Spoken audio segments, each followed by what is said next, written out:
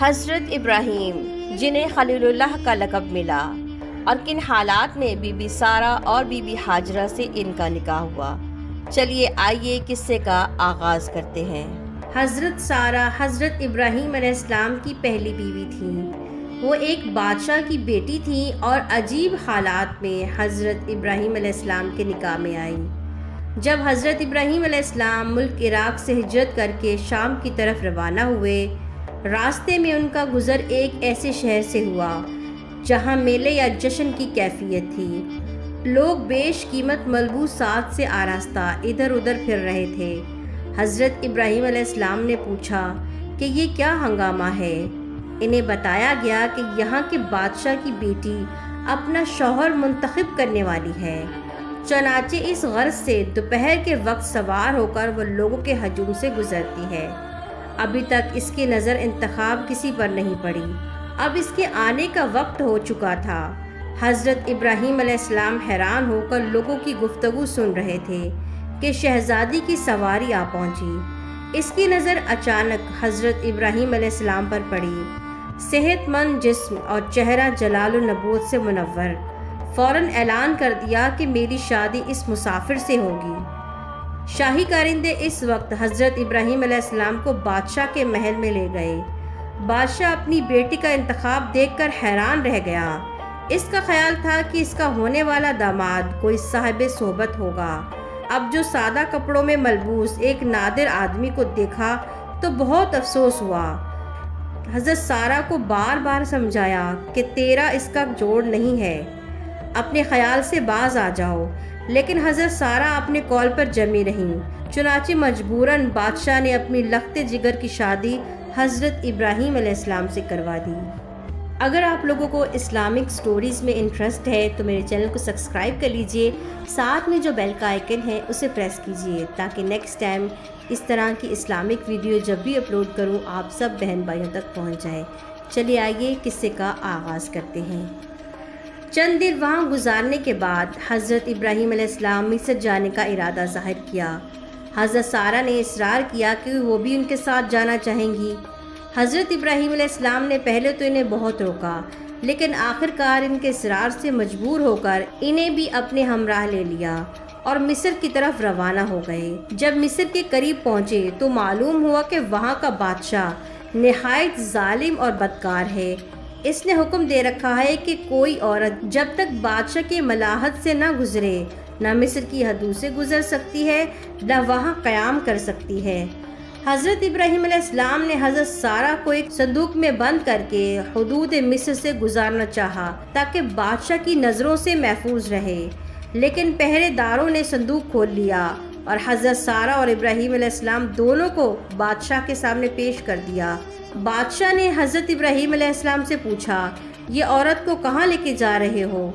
حضرت ابراہیم علیہ السلام نے جواب دیا، میں ایک مسافر ہوں اور یہ عورت میری ایک قریبی رشتہ دار ہے، ہمارا شام جانے کا مقصد ہے۔ بادشاہ نے کہا، تم دونوں ابھی تک چند روز میرے یہاں ٹھہرو گے۔ یہ کہہ کر اس نے اپنے ملازموں کو ان کی رہائش کا بندوبست کرنے کا حکم دیا۔ حضرت ابراہیم علیہ السلام کو مجبوراً وہاں قیام کرنا پڑا۔ بادشاہ کی نیت حضرت سارہ کے متعلق صاف نہ تھی۔ ایک دن وہ حضرت ابراہیم علیہ السلام کی عدم موجودگی میں بری نیت سے حضرت سارہ کے پاس آیا۔ حضرت سارہ نے بارگاہ الہی میں دعا کی، اے میرے مولا کریم، مجھے اس کے شر سے بچا لیجئے۔ اللہ تعالیٰ نے بادشاہ کو مفلوج کر دیا اور بعض روایت کے مطابق اندھا کر دیا۔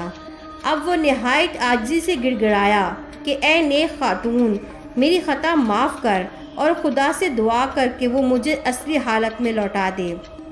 حضرت سارہ رضی اللہ تعالیٰ عنہ نے کہا، میرا شوہر خدا کا محبوب پیغمبر ہے تو اس سے معافی مانگ۔ بادشاہ نے حضرت ابراہیم علیہ السلام سے معافی مانگی اور اس کے حق میں دعا مانگی۔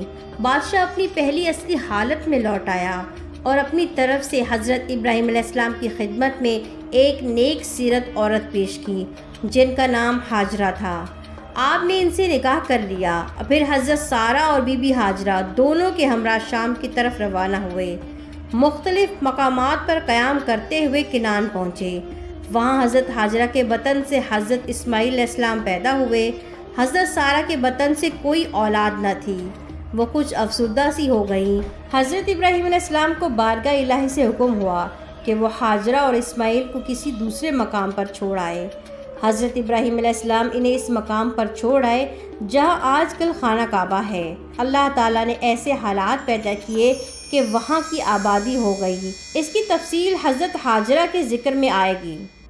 حضرت ابراہیم علیہ السلام حضرت سارہ کے ہمراہ وہاں سے تشریف لے آئے۔ مدت گزر گئی، حضرت ابراہیم علیہ السلام بوڑھے ہو گئے، حضرت سارہ بھی بہت ضعیف ہو گئی، ان کے ہاں کوئی اولاد نہ ہوئی۔ اس خیال سے وہ بہت اداس رہتی تھیں۔ حضرت ابراہیم علیہ السلام کی عادت تھی کہ تنہا کھانا نہیں کھاتے تھے، کسی نہ کسی مہمان کو ضرور شرکت کرتے تھے۔ ایک دفعہ ایسا اتفاق ہوا کہ 7 روز تک کوئی مہمان نہ آیا۔ خلیل اللہ بہت ہی زیادہ متفکر تھے۔ 7ویں دن 2 نوجوان مسافرانہ حیثیت سے آئے۔ حضرت ابراہیم علیہ السلام کو بے حد مسرت ہوئی، فوراً ایک بچڑا ذبح کیا اور اس کا گوشت بھون کر مہمانوں کے سامنے رکھ دیا، لیکن مہمانوں نے کھانا کو ہاتھ تک نہ لگایا۔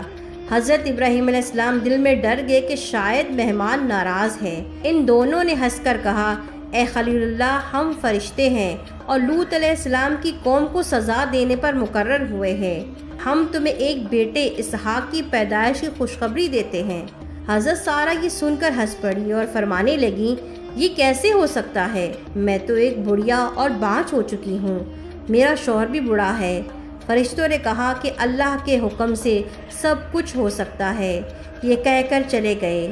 کچھ عرصے بعد حضرت سارہ کے ہاں حضرت اسحاق علیہ السلام پیدا ہوئے اور اللہ تعالیٰ نے ان کی افسردگی اور حیرت کو مسرت میں تبدیل کر دیا۔ حضرت اسحاق بڑے جلیل و قدیر پیغمبر ہوئے۔